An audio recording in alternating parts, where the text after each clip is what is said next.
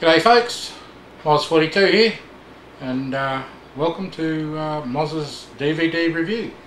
Today I've got 5 Australian DVDs which I'd like to share with you, and see what you think. If you like them, just leave some comments below.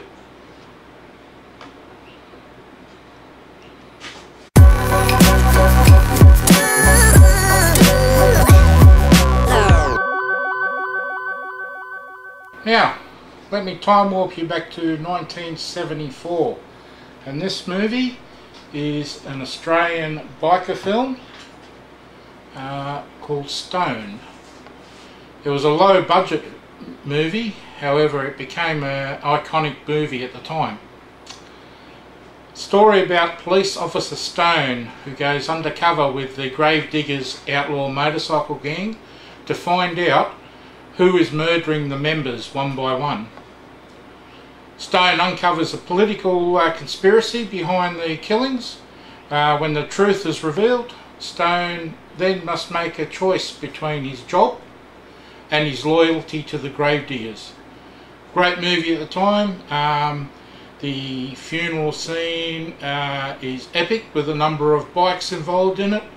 I reckon you should need to go out there and grab a copy or whatever and have a view.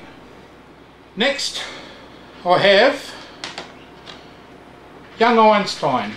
It's a 1988 Australian comedy film written, produced, directed and starring Yahoo Serious.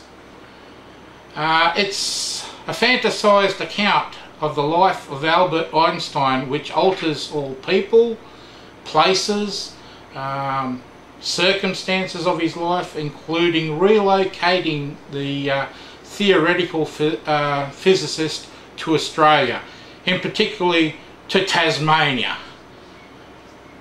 The movie was filmed, actually filmed him splitting the beer atom with a cold chisel to produce bubbles in the beer.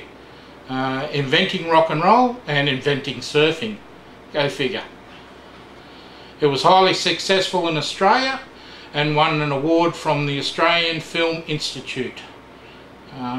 Well worth a view, quite funny and different. So check it out. Next I have a classic, iconic film, The Castle. The Castle is a 1997 Australian comedy drama film. It stars Michael Caton and Eric Bana in his film debut. You know Eric Bana from such movies as The Hulk, Black Hawk Down, Troy, just to name a few. The story, well, you know the saying, a man's home is his castle. Well, this is the story of a Melbourne family who is very happily living where they do, near the Melbourne airport. However, they are forced to leave their beloved home by the government and the airport authorities. The Castle, as I say, is a story of how they fight to remain in their house, taking their case as far as the High Court. Worth a view.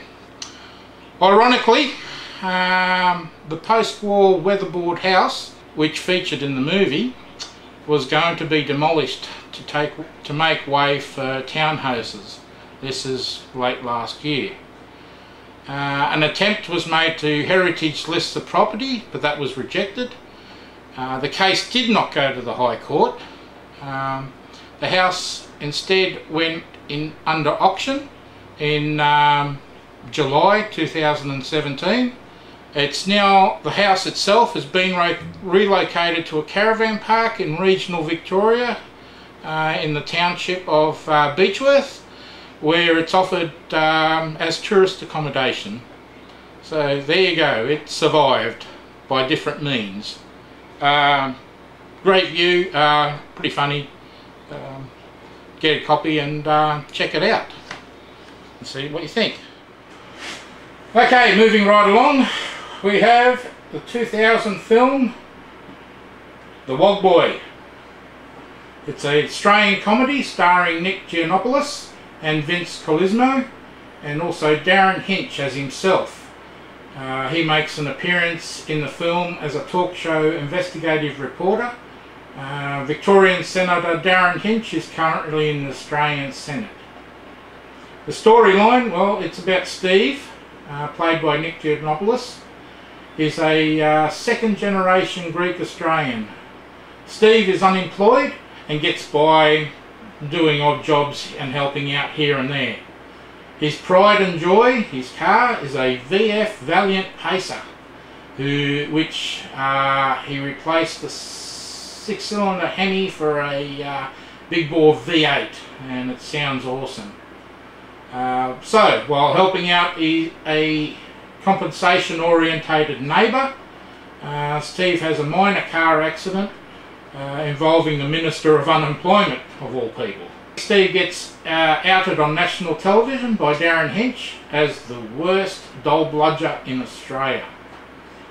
Well, Steve manages to turn this around to his advantage and becomes as famous as the Wog Boy, spearheading a campaign to improve unemployment status of the country. Great laugh, worth a view. Get it if you can, and check it out. Finally, again in 2000, Chopper. Chopper is an Australian crime drama directed by Andrew Dominic, and is based on the autobiographical books by Mark Chopper Reed. The film stars Eric Bana as the title character and co-stars Vince Colosimo. What can I say? It does have a cult following, very good and very funny in places. So the storyline is basically in and out of jail since he was 16. The Melbourne standover man, Mark Brandon Chopper Reed, played by Eric Bana, is serving a 16-year sentence for kidnapping a Supreme Court judge. He is released in 1986, and the movie is about his journey, which ends with him back in jail in 1992. Yeah, really worth the view. There's some funny parts, but for a true story, and so check it out. There you have it. There's my 5 movies this time round. Hope you enjoy them. Let me know in the comments, as I said. And for now, cheers, and I'll catch you on the roundabout.